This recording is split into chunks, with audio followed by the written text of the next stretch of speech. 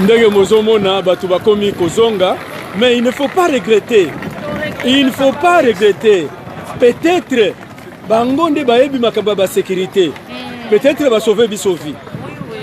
Il faut tozela nano ba recoupement. Ba maman batata bandeko ndenge ezalaka wana ko regretter nano te. Peut-être va sauver biso ba vie.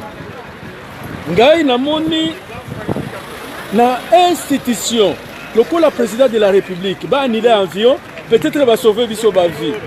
Peut-être loko moko ezalaki na kati la dernière minute. Au lieu koyebisa biso ba ye kaka balobi avion ko to annuler avion. Donc ko regretter te, ko regretter te. On a regretté makasi. Peut-être va sauver biso vie. Il faut la solo. On a regretté. Peut-être va sauver vie. Mais il fallait ça la banine. Tout ça la regroupement, tout regretter, tout nous connaît nos informations. Parce que Mosusu a attaqué un avion, bao ba kotaki na avion, ba koma quitter. Omona ngamu tumukono. Ndenge makamba basala ke mabele musiku basala na pardon pour korebima. La cérémonie wana. Bon. Basali mabe mingi. Bon, il faut tous là, ngai nazalaka kaka positif na makambo nyonso. Soki eloko eye nazalaka positif. Nazalaka négatif te. Il faut kozwa chèque. Oui. Tokende? Oui, on part. Moi, nous on part. J'attendais donc. Tozongi n'a parlé. Soyons soyons positifs. Soyons un contre-temps positifs. Comme a dit c'est tout. Soyons positifs. Merci.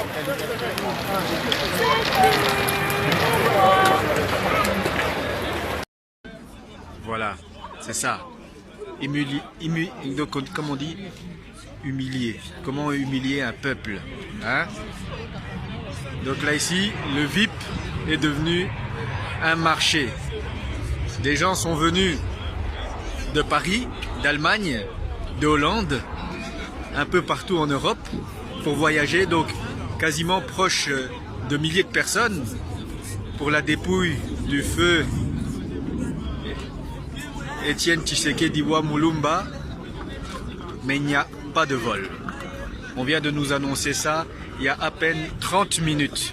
Donc c'est-à-dire le vol était prévu à 22h30 et il est 21h. Donc c'est-à-dire à 20h30 prévenu. Écoutez ça.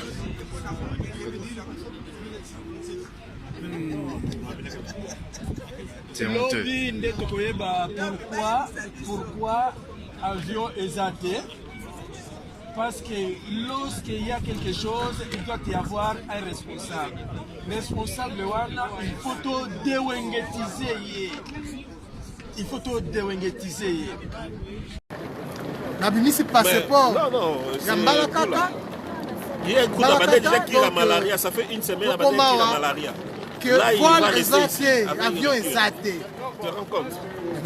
Avion exalté, ça veut dire quoi? Avocat de diable, Ezali Passi, Boyoni, Tozali dans les heures qui viennent, vraiment je regrette beaucoup. Ça passe, Batoise Belé, Bruno Boula, il fallait Azala, Bozalane na Kinshasa Lobby, na avocat de diable, journaliste Yamunene, avocat de diable Bruno Boula, il fallait bomone na Kachakini Lobby na Tongo, na Zélana Nona posé des questions.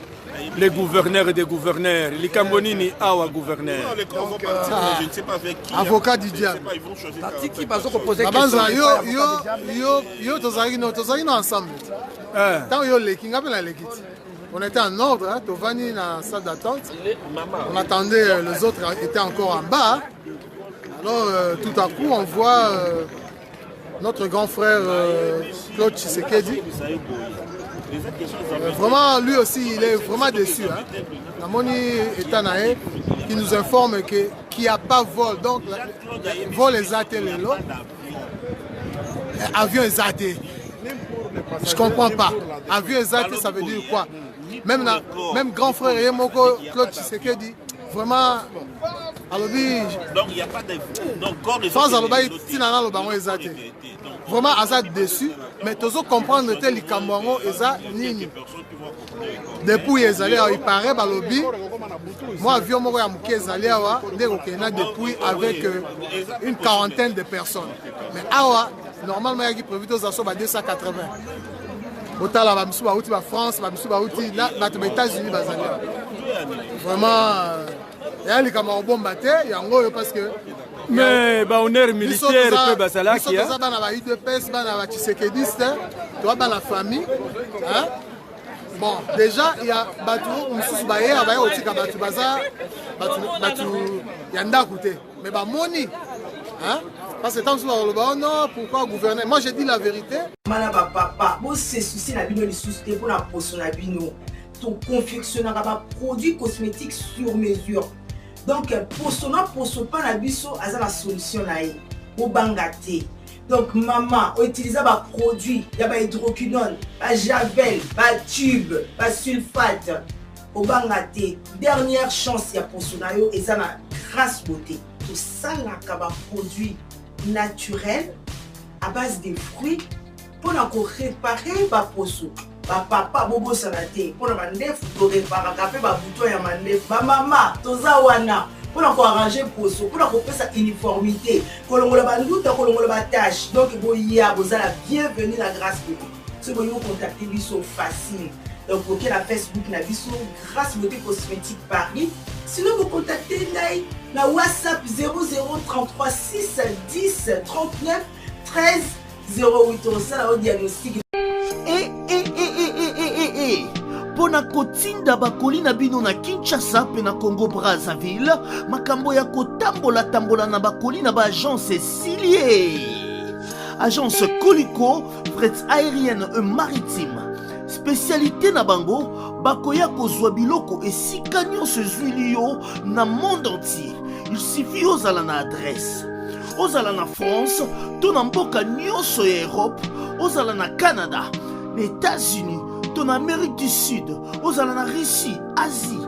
Il suffit aux à adresse, bakoya ko tombo la colline yo bango moko. Ata ezali ya muki et moins d'un kilo, bakoya ko tombo la. Bon na ba e banson bazali na Union Européenne, fret aérien ezali na 9,50 € le kilo. Soki pe ligne maritime, benga bango na ba numéro e komami na écran. Qui olingi yo mona bango bazwami na 18 place de Nanféance 93 420 Villepinte.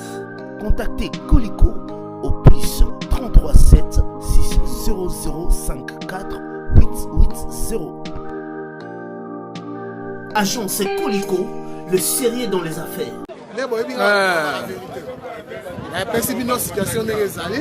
Donc avion exacté. On a évité avion exacté, ça veut dire quoi? Dans quelques heures.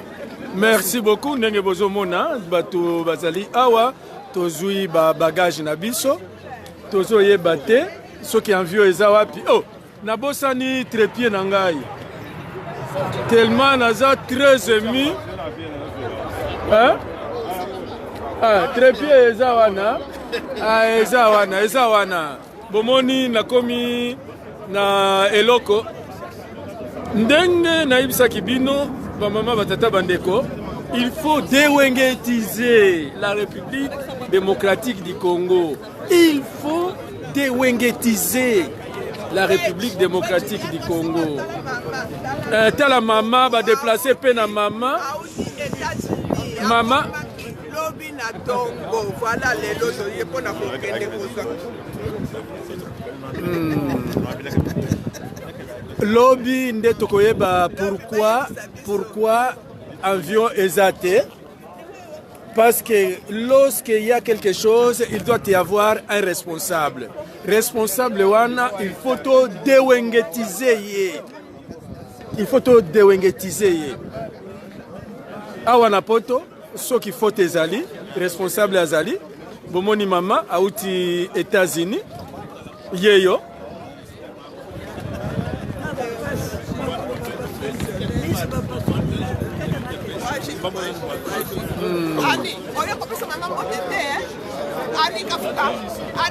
viens ici.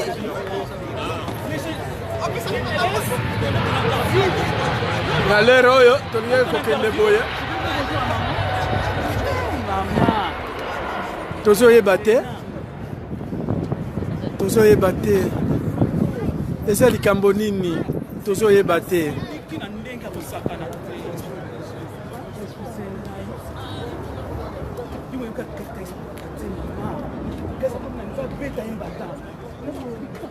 eza mpona nini likambo oyo kaka lelo mpona nini lobi nde tokoyeba bakomantere mingi eza te mais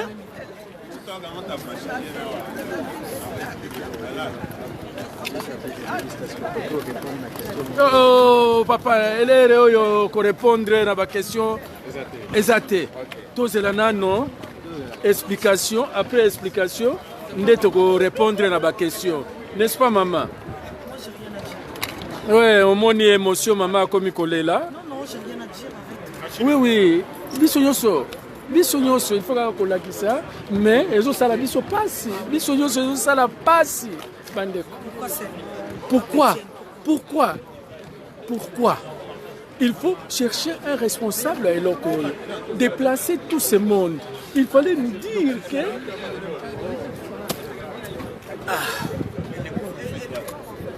on manque de mots. Ndenge na ibsa kibino, tokomi na demo, wengelisation de la République démocratique du Congo, il faut déwengelitiser.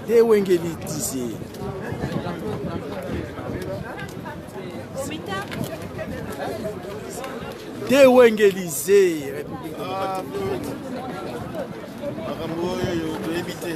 Ils ont sabotage. Hein? Ils ont sabotage. Ils ont failli lutter. On a ça nini. On a bonjour monsieur. Attends. Oui, ça va. Bon, mon Cheikh Fita yepe azalaki na kati. Bonjour Cheikh Fita. Oui. Un mot. Oui, disons que le ministère des Affaires étrangères avait demandé à la presse d'être ici à 20h30. Il devait y avoir une cérémonie officielle présidée donc, pour le départ du corps de feu Étienne Tshisekedi. Et donc, peu avant qu'il soit 20h30, nous avons eu un autre communiqué, comme quoi il y aurait du retard. Et nos confrères de l'agence Belga ont dit qu'il y a un problème d'avion. Donc l'information, c'est ça que nous avons diffusé. Elle est approximative, le temps qu'on fasse le recoupement. Mais bon, voilà. Mais en ce moment, si personne n'est parti, voilà l'information que je peux donner. Et on rentre à la maison. Moi, je vais rentrer parce que moi, je ne partais pas. Moi, je venais pour couvrir seulement l'événement. Donc, je pense que je vais rentrer le moment là. Voilà. Ok. Salutations à tous ceux qui nous suivent. Toujours là, recoupement et information. Parce que na minute oyo kopé sa information sans source et ça bien té. Mais est-il que pour le moment, maman batata bandeko tozo luka recoupement et information. Mais est-il que et bandi ko ebisa biso to longwa chef tozoloko ta papier elenge ya Congo Glodidi Asika la mignonne la mignonne Tracy Mbelenga bro Tracy Mbelenga bro kata